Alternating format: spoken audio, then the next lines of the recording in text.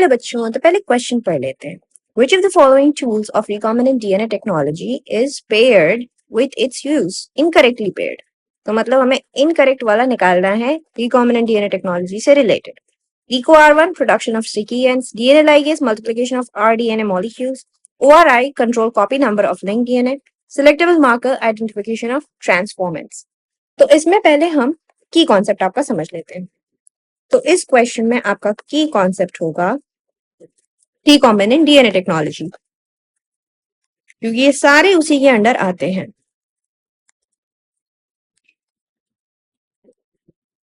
Recombinant DNA technology के under. अब हम आते हैं ऑप्शन 1 में। ऑप्शन 1 है आपका इको R1। इको R1 क्या है? ये एक रिस्ट्रिक्शन एंजाइम है। ये रिस्ट्रिक्शन एंजाइम क्या करते हैं? ये डीएनए में कट्स लगाते हैं। ये डीएनए में जगह जगह जहां पे इनके स्पेसिफिक साइट्स होते हैं वहां पे ये कट लगाते हैं। तो इको R1 का स्पेसिफिक साइट है GAATTC। यहाँ पे हो जाएगा GAATTC। तो इको R1 जो है वो कट लगाता है G और A के बीच में, तो ये यहाँ पे कट लगाएगा। तो इसके कट लगाने के बाद आपको मिलेगा ये G यहाँ से हट जाएगा, AATTC, और इधर ये G हट जाएगा, तो आपको यहाँ मिलेगा AATTC। इस G को भी थोड़ा दूर कर देते हैं सो दैट कंफ्यूजन ना हो। ऐसे तो अगर आप यहाँ पे देखें, यहाँ पे एक स्टिकी एंड है, यहाँ पे एक स्टिकी एंड है, तो इनको बोला जाता है स्टिकी एंड्स, क्योंकि यहाँ पे एक ओवरहैंग है। ये होता है आपका ओवरहैंग और इसको बोलते हैं स्टिकी एंड। तो क्वेश्चन क्या बोल रहा है? Eco R1 production of sticky ends, ये सही है। Next, DNA ligase.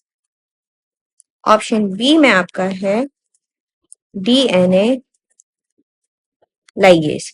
तो अब डीएनए लाइगेज का क्या रोल है? डीएनए लाइगेज का रोल है जोड़ना। दो डीएनए फ्रैगमेंट्स अगर हैं तो इसमें आपका लाइगेज आएगा।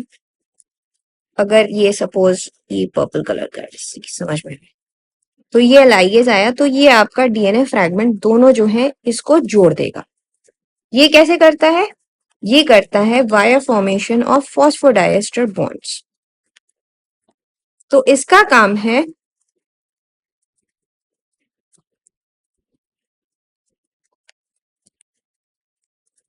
इसका काम हो गया लाइगेशन ऑफ डीएनए। ठीक है, और ये रिकॉम्बिनेंट डीएनए टेक्नोलॉजी में यूज होता है डीएनए को सील करने के लिए, टू सील द डीएनए। लेकिन इसका काम डीएनए मल्टीप्लिकेशन में, जो यहाँ पे लिखा हुआ है मल्टीप्लिकेशन ऑफ डीएनए मॉलिक्यूल्स, इसमें डीएनए लाइगेज का कोई काम नहीं है। अब हम नेक्स्ट पे आते हैं जो कि ORI है। ऑप्शन सी आपका जो है ORI। अब ORI क्या है? ORI है आपका ओरिजिन ऑफ रेप्लिकेशन। ये ओरिजिन ऑफ रेप्लिकेशन ये पाया जाता है डीएनए में। ये बेसिकली एक सीक्वेंस होता है आपके डीएनए में। तो सपोज ये है आपका डीएनए, यहाँ पे ये है आपका ओरिजिन ऑफ रेप्लिकेशन। ठीक है, तो यहाँ पे जो है आपके सारे इनिशिएटिंग फैक्टर्स आके ऐड होंगे डीएनए इनिशिएशन के लिए। जो भी चाहिए डीएनए इनिशिएशन के लिए, जैसे हेलिकेज एंड ऑल, ये सारे आके इस ORI पे बाइंड करेंगे।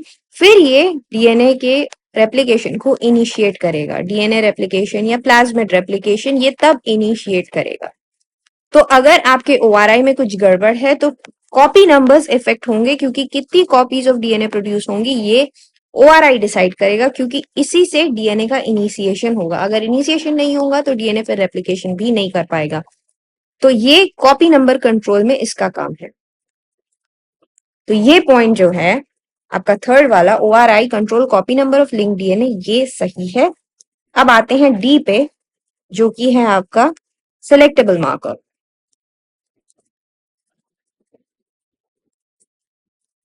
सिलेक्टेबल मार्कर, और इसमें सिलेक्टेबल मार्कर्स क्या होते हैं? सिलेक्टेबल मार्कर्स होते हैं एंटीबायोटिक रेजिस्टेंस जीन्स,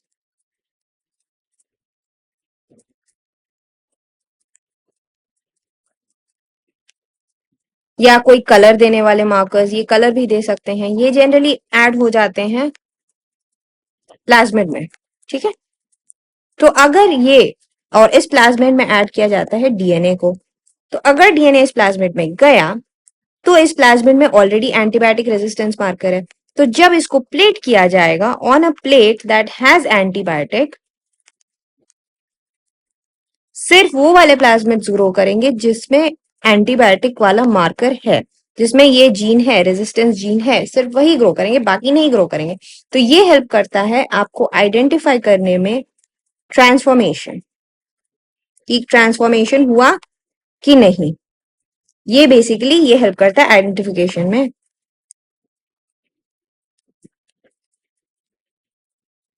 तो हम जब इसका रिजल्ट देखते हैं तो सिलेक्टिव मार्कर आइडेंटिफिकेशन ट्रांसफॉर्मेंस ये भी सही है। तो इस हिसाब से आपका गलत ऑप्शन जो है वो है आपका बी, ये आपका गलत है। तो आपका आंसर भी होगा बी, क्योंकि इसमें पूछा है incorrectly paired with its use. Hope you have understood it well.